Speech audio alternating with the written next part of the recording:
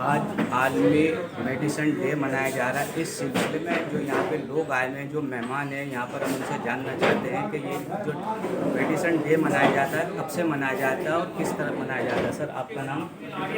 मैं प्रोफेसर मुश्ताक अहमद हूँ। मैं ऑल इंडिया यूनानी टीपी कांग्रेस का नेशनल प्रेसिडेंट हूँ। और जो आज ये हमारा यहाँ फंक्शन है, ये यूनानी मेडिसिन डे के मनाने के तौर पर यहाँ पे मिल रहे हैं। ऑल इंडिया यूनानी टीपी कांग्रेस दरअसल बहुत शुरू से ही अजमल खान के यूम पैदाइश पे आलमी यूनानी के तौर पर मनाया जाता है। लेकिन गवर्नमेंट ऑफ इंडिया ने 2017 से 11 फरवरी को, इसलिए गवर्नमेंट ऑफ इंडिया ये समझिए कि 11 फरवरी आप इस दिन में आए हैं, तो उस दिन से वो यूनानी डे मना रहे हैं। हमने उससे पहले, और इसका मकसद दो चीज़ें हैं। एक तो ये कि मसीह हकीम अजमल खान साहब की याद करना, वो एक अपने ज़माने के यूनानी बहुत ही मतलब एमिनेंट, मोस्ट एमिनेंट पर्सनैलिटी थे और यूनानी मेडिसिन प्रैक्टिशनर थे, बल्कि यूनानी मेडिसिन स्पेशलिस्ट कहना चाहिए वो थे। और उन्होंने दिल्ली में और दिल्ली से और जो कई इलाके हैं यहाँ पे वो मरीजों को जो नीडी होते थे उनके लिए फ्री हॉस्पिटल चलाते थे। जैसे दिव्या कॉलेज द्वारा उसके 7 साल होने जा रहे हैं कल प्रोग्राम। जी। तो ये भी उसी सिलसिले की कड़ी है। नेचुरली जो यहाँ पे तिब्बी आयुर्वेदिक तिब्बी कॉलेज कोरोबाग में है, ये भी हकीम अजमल खान साहब यही शुरू किया। उनका विजन था। उन्हें उस वक्त आयुर्वेदा और यूनानी दोनों एक साथ खोला चाहते थे, सिर्फ यूनानी कॉलेज खोल सकते थे, तो उन्होंने यूनानी खोले। वो असल में उस वक्त से वो समझ रहे थे यहाँ पे हिंदू मुसलमानों में इत्तेहाद रहना चाहिए और एक साथ वो हर महाज पे एक साथ काम करना चाहिए। उसमें एजुकेशन और तिब्बी की एजुकेशन बिल्कुल शामिल थी। क्या मैं दरअसल ऑल इंडिया यूनानी तिब्बी कांग्रेस का एजाजी सेक्रेटरी। इसके अलावा यह है कि उर्दू के ताल्लुक से भी हिंदुस्तान में हिंदुस्तानी ज़बान में उर्दू जिंदा रहे, इसका भी एक ऑर्गेनाइजेशन है उर्दू डेवलपमेंट। जहाँ तक मामला ये है आलमी यूनानी मेडिसिन डे का, वो ऑल इंडिया यूनानी तिब्बी कांग्रेस ने महसूस किया जितनी भी इम्पोर्टेंट चीज़ें, इम्पोर्टेंट डेज पब्लिक में अवेयरनेस पैदा करने की सभी मनाते हैं। वर्ल्ड हेल्थ डे मनाया जा रहा है, WHO डे मनाया जाता है, तमाम सारी चीज़ें। तो हम ये सोचा कि यूनानी का भी होना चाहिए इस सिलसिले में हमारे साथ। तो उस वक्त के जो महकमा ISMNS बना हुआ था, आयुष बाद में बना, सेक्रेटरी जयललिता मैडम थी, उनकी सदारत में तय हुआ कि सबसे बड़ी शख्सियत हिंदुस्तान ने यूनानी के लिए काम किया और न सिर्फ यूनानी बल्कि हिंदू मुस्लिम एकता के लिए भी काम किया है। तो इस मुल्क की जो सालमियत है उसके सेकुलरिज्म के लिए और उसके असल किरदार को बरकरार रखने के लिए ऐसी शख्सियत का सिलेक्शन किया जाए। चुनांचे हकीम अजमल खान के पैदाइश आदमी और यूनानी मेडिसिन के तौर पर सेलेक्ट किया गया। हुकूमत हिंद का वाक़ा ये 2011 से हम इसका चला रहे हैं। अल्हम्दुलिल्लाह अब पूरे मुल्क में लोग इसको मनाते हैं और हुकूमत की जानिब से इसका एहतमाम सारे लोग जो है इसी सिलसिले में इकट्ठा हुए हैं कि हकीम अजमल साहब का 11 फरवरी को मनाया जाता है।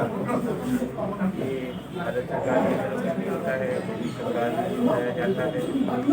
और ये हमारी जो तंजीम है ऑल इंडिया यूनानी तिब्बी कांग्रेस ये भी मना रही है। पूरी दुनिया में मनाया जाता है। पूरी दुनिया में जहाँ जहाँ तक यूनानी से जुड़े हुए लोग सब जगह जो है, और एक ये पूरा एक महीना जो फरवरी का होता है, इसको यूनानी डे के तौर पे जगह जगह इसकी तकरीब अपने लेवल पर अपने इंस्टीट्यूशन में है, सरकार में है। और न सिर्फ एक अदीब की हैसियत की उनकी बहुत ही मल्टी शख्स जैसे कि कुमारी होते हैं और उनका बहुत एहतराम था, न सिर्फ एक पर्टिकुलर कम्युनिटी में बल्कि beyond the lines of community. यानी आप इस बात का अंदाज़ा सिर्फ लगा सकते हैं कि जब हिंदू महासभा का अधिवेशन होता है तो उसकी सहारा चलता है। और आज भी ये बात बताई गई कि उन्होंने आयुर्वेद और यूनानी के बाहरी ताउन के लिए उन्होंने तिब्बी कॉन्फ्रेंस की बुनियाद डाली। न सिर्फ यूनानी के लिए बल्कि उन्होंने एक कॉमन प्लेटफॉर्म बनाया। आयुर्वेदा पहले नाम था, आयुर्वेद और यूनानी तिब्बी कॉन्फ्रेंस का उन्होंने प्लेटफॉर्म दिया। बाद में किन्हीं गुरुद्वार की बिना वो अलग हो गया, लेकिन उस वक्त की ये ज़रूरत थी कि दोनों लोग मिलकर साथ करें। उस वक्त जो इंग्लिश हुई उन्होंने ये पास कर दिया था कि इन तिब्बों की, चाहे वो आयुर्वेद हो या यूनानी, ये बहुत बड़ा मसला आ गया।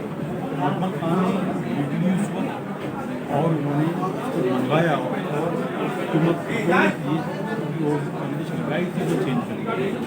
इसके अलावा हकीम साहब का जो कंट्रीब्यूशन है वो यूनानी रिसर्च में बहुत बड़ा करता था। इंटीग्रेशन को उन्होंने दिया और न सिर्फ तिब्बी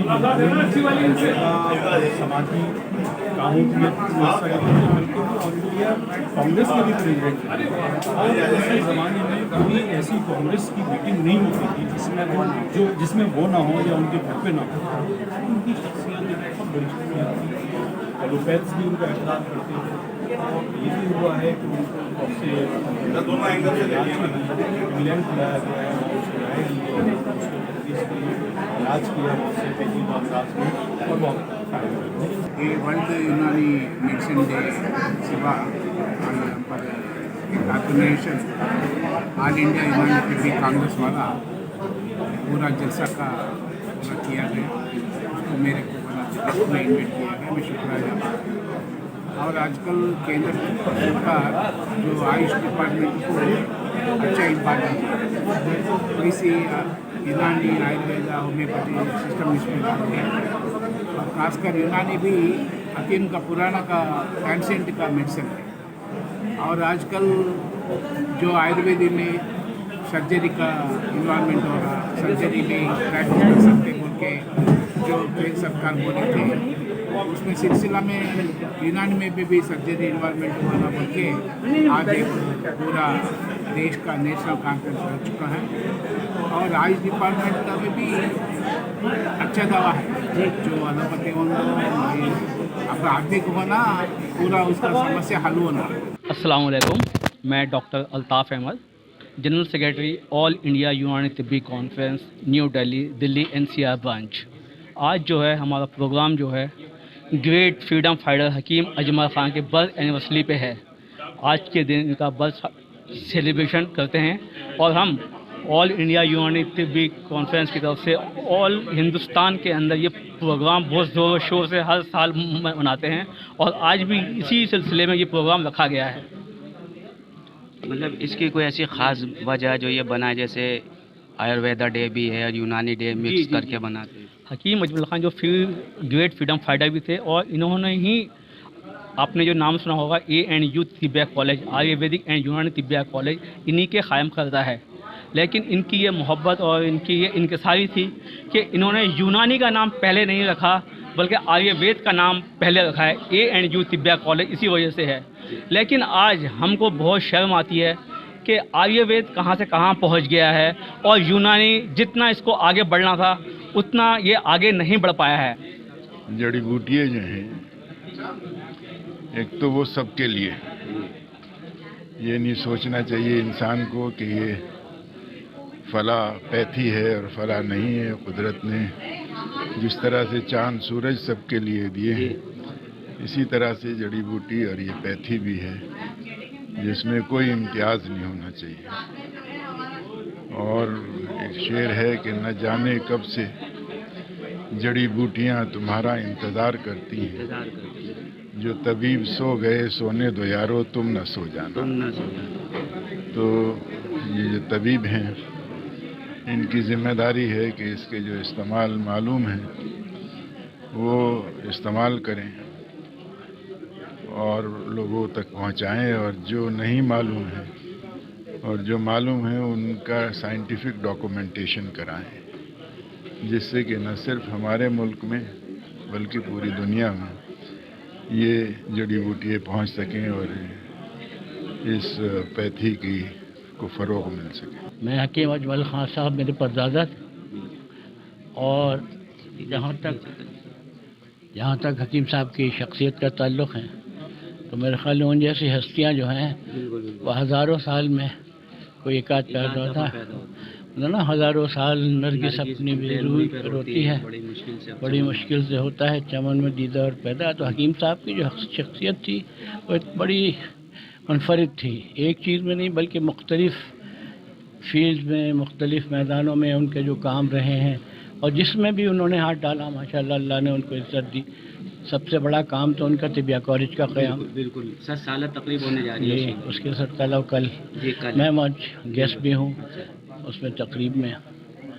दूसरे ये जामिया मिलिया का क़याम, उसमें उनकी खिदमत और उनकी कुर्बानियाँ, फिर इसके अलावा बच्चों का घर, फिर सबसे बढ़ के जो खिलाफत मूवमेंट में उनका काम रहा, उसके सदर रहे वो, और मेरे ख़्याल में वाहिद आदमी हैं, वाहिद मुसलमान जो हिंदू महासभा की एनुअल सेशन के जो उनकी रिसेप्शन कमेटी थी उसके चेयरमैन थे। हमारे पास यहाँ शहद है और कश्मीरी कहवा है। शहद में हमारे पास अलग अलग वैरायटी की शहद होती है, जामुन है, तुलसी है, अजवाइन है, 15 वैरायटी है। और दूसरा प्रोडक्ट हमारा कश्मीरी कहवा है जो रिफ्रेशिंग ड्रिंक है, कश्मीरी ड्रिंक है। इसकी जो मेन इंग्रेडिएंट्स है, ग्रीन टी है, कश्मीरी कहवा है, ये कहवा है जो ये जिसको हम यहाँ चाय बोलते हैं, कहवा इसी तरह ये इसका डिफरेंस होता है। देखिए ये बेसिकली जैसे कश्मीरी चाय है, वहाँ पे दूध की चाय ज़्यादा पसंद नहीं की जाती है, ये चाय पीते हैं। इसमें ज़ाफ़रान, दालचीनी, इलायची, अदरक पाउडर और इसमें ग्रीन टी और शुगर, ये प्रीमिक्स होता है। तो इस प्रोडक्ट में रिफ्रेशिंग ड्रिंक है, पी कर काफ़ी हाई लेवल ऑफ एंटीऑक्सीडेंट है। जैसा आपने ये हनी कर रखा है शहद है, आप जानते हो जामुन को खास मैं समझता हूँ शहद शुगर वालों अलग अलग शहद के अलग अलग फ़ायदे हैं। जैसे तुलसी का शहद है जो नज़ला, जुकाम, खांसी इसके लिए बहुत फ़ायदेमंद है, जिनको एलर्जी है उनके लिए बहुत फ़ायदेमंद है। जामुन का शहद जिनको डायबिटिक है वो से हाँ डायबिटिक वाले, हाइपर टेंशन वाले, जिनको डाइजेशन की प्रॉब्लम होती है, जामुन का शहद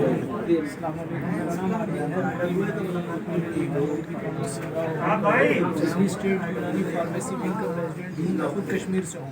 तो ये कहवा जो है ये कश्मीरी कहवा पेश किया गया है। ये बहुत ही ऑथेंटिक और बहुत ही बेहतरीन और एक्चुअल कश्मीरी टेस्ट का कहवा है। तो इसका पीने के बहुत सारे फ़वाइद हैं।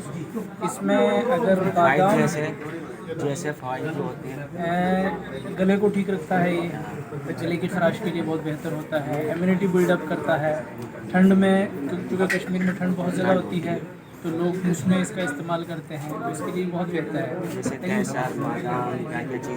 इसमें केसर, बादाम, दालचीनी और उसको ग्रीन टी बोलते हैं, वो आसाम की ग्रीन टी होती है, उसको मिक्स करके ये प्री मिक्सड होता है और ये बहुत ही अच्छा मशरूबात में से कह सकते हैं हम इसको। बिल्कुल ऑथेंटिक कश्मीरी टेस्ट।